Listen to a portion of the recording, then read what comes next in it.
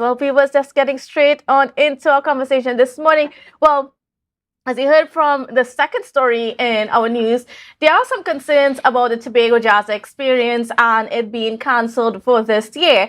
And of course, those were expressed by the Minority Leader Kelvon Morris yesterday at a press conference.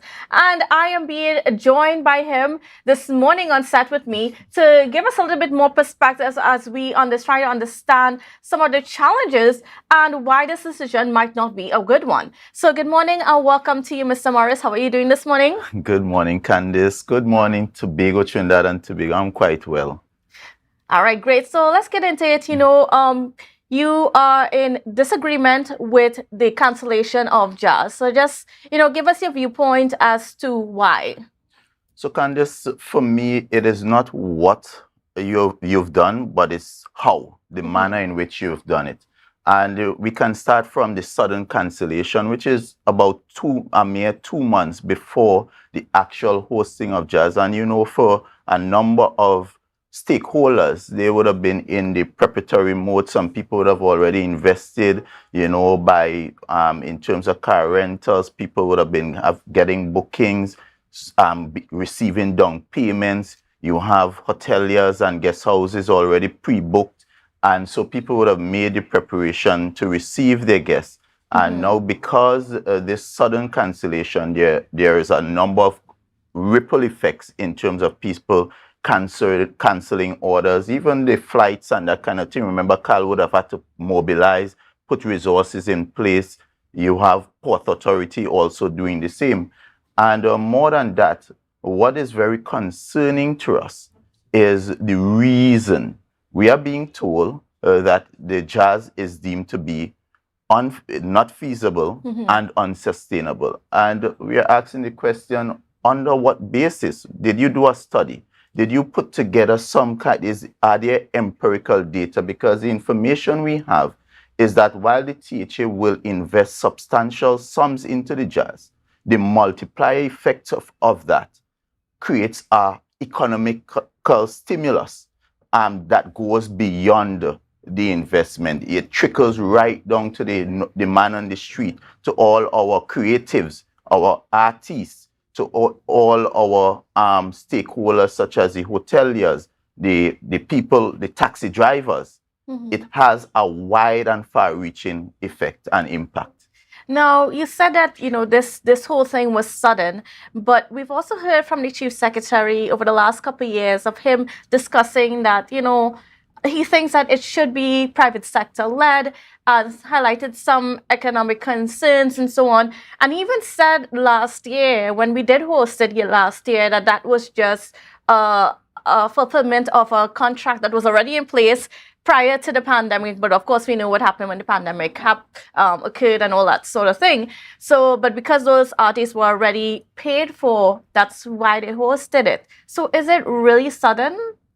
So, of course, this again demonstrates the lack of planning of this administration, their inability to properly plan. Because if, as you were saying that the Chief Secretary sort of hinted that they were transitioning, then you had ample time to make that transition in such a way that it would have been a seamless movement from public THA to private arrangements. And that just has not happened. In fact, there's a big void. Yes, persons perhaps are now trying to scramble to do things, but we have not had the commensurate marketing to have any kind of effect or any kind of impact. And I want to say this as well in response to the Chief Secretary, because we cannot continue to just make decisions by VAPs.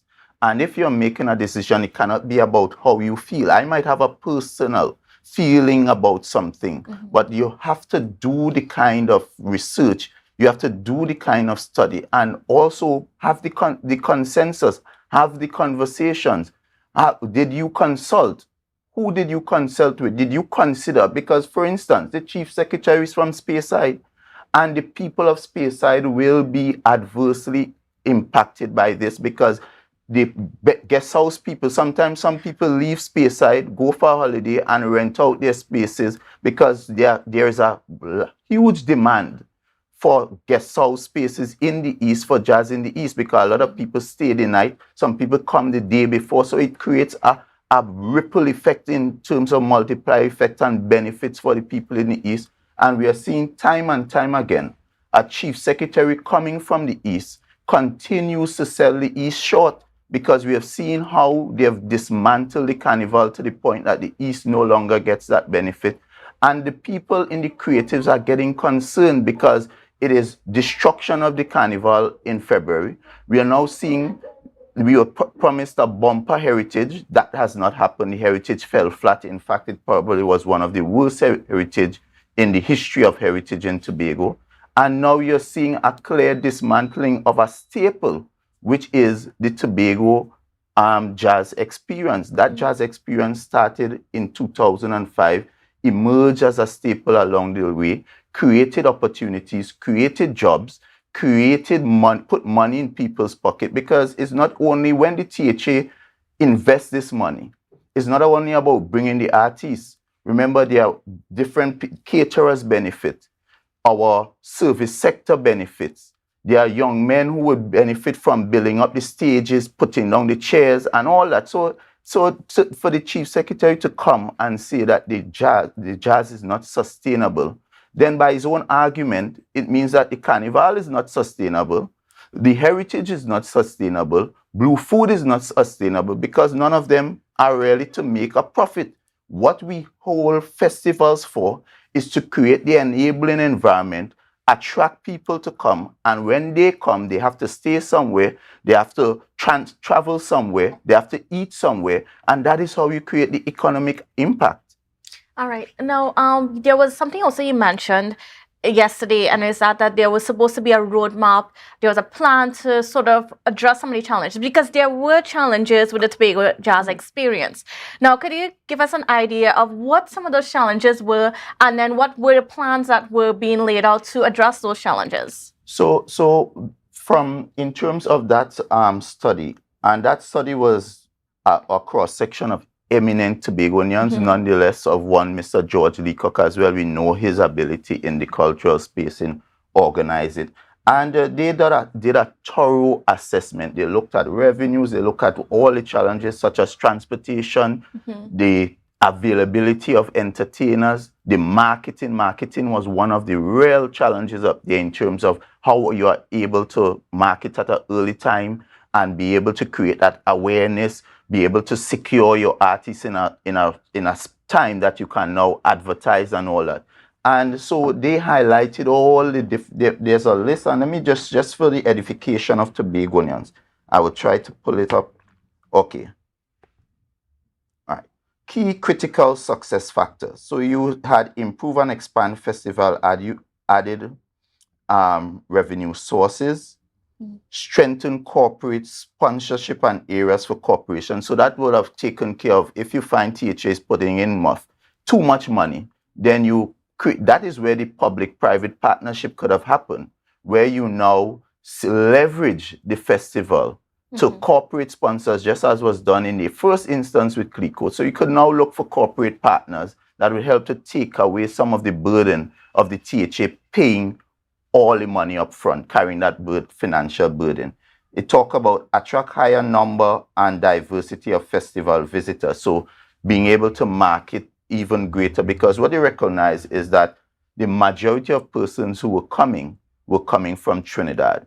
Yet, so it was about 80% of your visitors, 85% or so was coming from Trinidad. You had some coming from the diaspora, some from Europe and that kind of thing. Improve the advertising and promotion, so marketing. Deepen the collaboration and partnership with Tobago businesses, accommodation and concession. And so you had that kind of research going in, you had the studies going in, you had the areas of diversifying. But right? was there also a plan developed to fix some of these challenges? Correct. So while you identify the critical success factors, there were recommendations along the way. So, and it is what I would do on my social media page, I would share the link so Tobagonians themselves, because I'm not even sure if the secretary or the chief secretary which is a document that resides in the division, even if they are aware of this report that is very detailed. And this tells me that this administration, I just want to go back to this, because too many times, too often, we are having decisions being made. And it appears is more like how I feel rather than what is the information, where is the data, what data is driving this. Have we done the research? Have we done the pros and cons? But is if we report the full report available? Because I do remember back in 2017 when the report was done and the media kept asking for the report of the administration at that point in time, we were not getting the feedback. Eventually got a summary of the report, but not the actual details.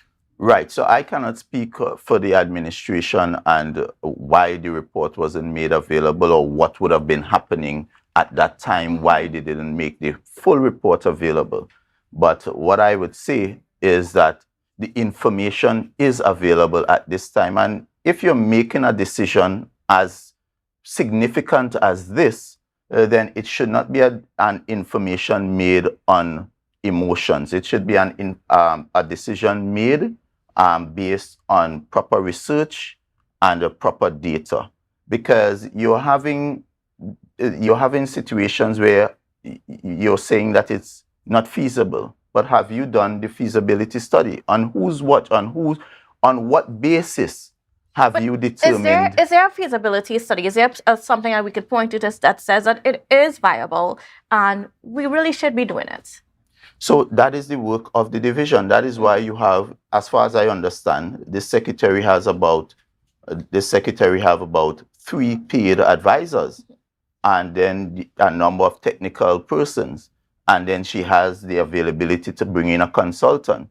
So on this matter that is so significant, I am concerned that, something that affects the lives of Tobagonians in that way, that the proper research, the proper approach wasn't applied. And I said, it's not what you do, but it's how you do. And they had ample time, because as you just said, the chief secretary indicated that he believed that perhaps this jazz might be better managed by private people. And if that is his belief, that ought not just become policy, a belief. You have to give people the opportunity, the stakeholders, because ultimately it is the people of Tobago. You're talking about a vast number of persons, restaurant owners, hoteliers, people into entertainment, bar owners. We're talking about taxi drivers, tour operators, because the tagline of the jazz was much more than music, meaning that we are not simply you're not just coming for a concert, or you're immersing yourself in an authentic experience where you get to experience all of Tobago, the food, the people, the environment, our natural beauty, and that kind of thing. And to deny persons that opportunity, I believe I find quite reckless in the manner in which it was done. All right. Well, we're going to take a pause right there. But viewers, we're not done with Mr. Morris yet. We've got a few more things to discuss. So we'll be back right after this break. It's a brand new morning, rise up.